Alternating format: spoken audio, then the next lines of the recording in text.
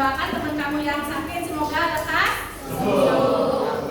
Kita semua disehatkan. Amin. Oke anak-anak sekalian, pada pertemuan kali ini kita akan membahas materi sel elektrolisis ya. Kelanjutan dari materi sebelumnya. Materi sebelumnya kita udah belajar tentang sel volta ya. Nah, sekarang kita lihat, nah kan, yang termasuk sel volta dan sel elektrolisis itu termasuk ke dalam sel elektrokimia ya. Sebelumnya kita udah bahas tentang sel volta. Apa bedanya nih sel volta sama sel elektrolisis? Kita akan lihat ya. Pada pertemuan sebelumnya bahwa sel volta gimana ya? Terjadi perubahan dari apa? Terjadi perubahan dari energi kimia menjadi energi listrik ya. Jadi listrik dihasilkan oleh sistem itu sendiri. Makanya disebutnya reaksi reduknya itu spontan karena reaksi listrik dihasilkan oleh sistem itu sendiri. Sekarang apa bedanya dengan sel elektrolisis ya? Jadi kalau sel elektrolisis adalah sel elektrokimia yang melibatkan reaksi redoks tidak spontan. Tidak spontan artinya sumber listriknya itu berasal dari luar ya. Dimana pada sel elektrolisis itu terjadi perubahan dari energi listrik menjadi energi kimia. Bedanya dengan sel volta ya. Kalau sel volta terjadi perubahan dari energi kimia menjadi energi listrik. Kalau sel elektrolisis dari energi listrik menjadi energi kimia. Oke. Sekarang komponen-komponen apa saja yang ada di dalam sel elektrolisis ya. Ini kita lihat. Ini contohnya proses elektrolisis lelehan CuCl2 dengan menggunakan elektroda inet. Apa itu elektroda inet? Ada yang tahu?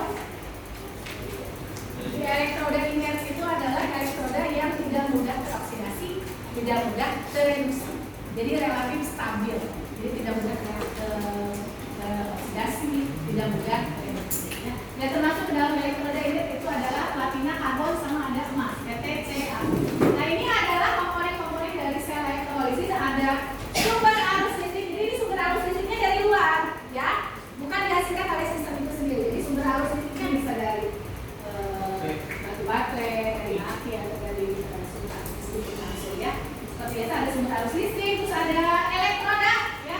Pasti ada elektroda, ya. Ini elektroda di anoda. Anodanya sebagai kutub positif ya, dan katodanya sebagai kutub negatif. Nah ini juga bedanya ya. Kalau kemarin sel volta itu apa? Kalau sel volta itu kan kemarin untuk sel volta itu kan saya bilang singkatannya KPAN gitu kan, katoda positif, anoda negatif. Nah sekarang kalau misalnya dalam elektrolisis itu adalah anoda itu adalah positif dan katodanya negatif.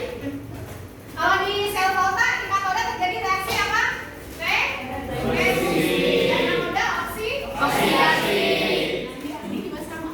Di anoda tetap terjadi reaksi oksidasi, di katoda tetap terjadi reaksi reduksi. Jadi bedanya ada tadi perubahannya sama di kutub-kutubnya. Ya. Ini kan ada elektroda di anoda sebagai kutub positif dan elektroda di katoda sebagai kutub negatif. Di sini elektroda yang digunakannya katanya elektroda inet katanya. Di sini di mana kedua elektroda ini yang dicelupkan ke dalam lelehan CuCl2. Berarti di dalam sini ya banyak bertebaran ion-ion sini kan, banyak bertebaran ion Cu12 dan 2Cl. Bagaimana bisa terjadi perubahan energi listrik menjadi energi kimia? Ketika kedua elektroda ini dicelupkan ke dalam lelehan CuCl2, lalu dihubungkan dengan sumber arus listrik. Nah, otomatis ini kan di sumber arus listrik kan ada positif, ada negatif. Maka elektron dari kutub positif baterai akan mengalir ke elektroda di anoda sehingga di sini elektroda ini menjadi muatan positif, itu kan? Elektroda ini menjadi muatan positif. Jadi elektroda ini muatan positif dan elektroda yang di sampingnya muatan negatif, kan? Berarti elektroda ini muatan positif, negatif, ini elektroda ini muatannya positif. Berarti di sini kan ada banyak ion-ion Cu2+ dan 2Cl. Elektroda ini muatannya positif. Berarti ion apakah yang akan tertarik ke anoda? Kalau elektrodanya positif. Berarti ion negatif, ya kan? Akan tertarik ke anoda, ya. Sehingga di sini akan terjadi di anoda